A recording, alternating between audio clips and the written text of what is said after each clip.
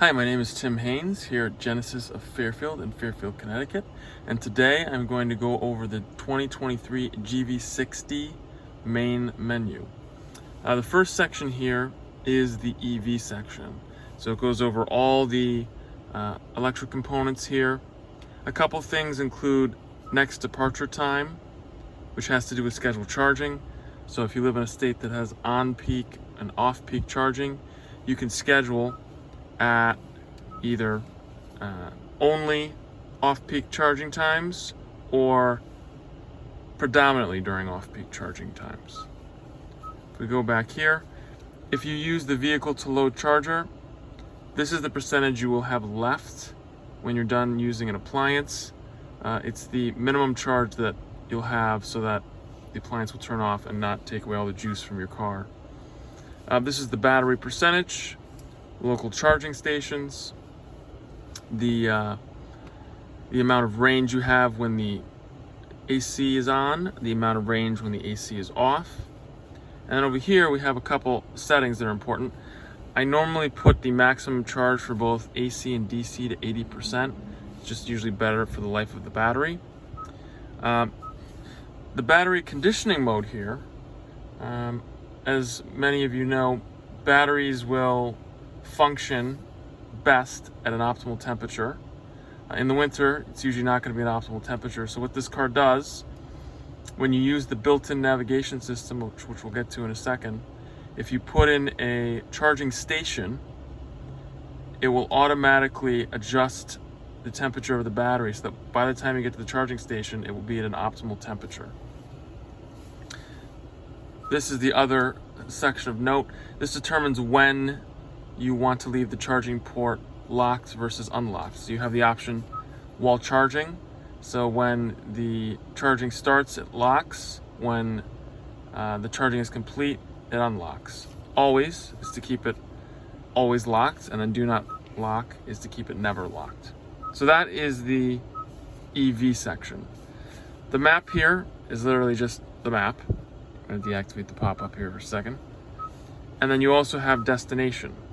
So you can press search and then put in an address. You can also use the little fingerprint here to write in an address, although it just makes more sense in most cases to come over here, tap the button and say go to wherever. Phone projection is Apple CarPlay or Android Auto. Voice memo, you can record yourself saying something. Most people don't use that. Setup is settings. 3D setup is another way of looking at settings. You can do it in a visual manner. Sirius is the radio.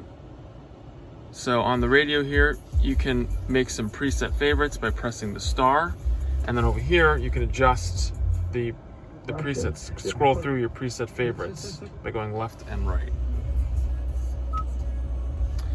Media is the radio, sounds of nature. If you have a USB music or Apple CarPlay or Android Auto.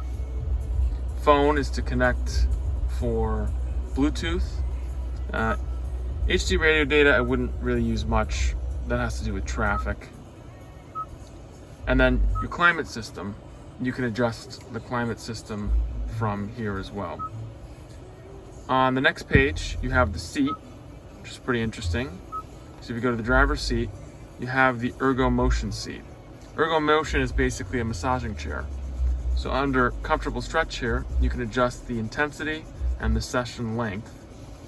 And then the Smart Posture Assist, if you're sitting in the car for over an hour, it will start adjusting the cushion or seat back to make it more comfortable. And then Smart Support, if you put the drive mode into sport, it will use the bolsters to hug you, so to speak. And that is the Ergo Motion seat. The other thing of note is you can adjust your posture using the Smart Posture Care system.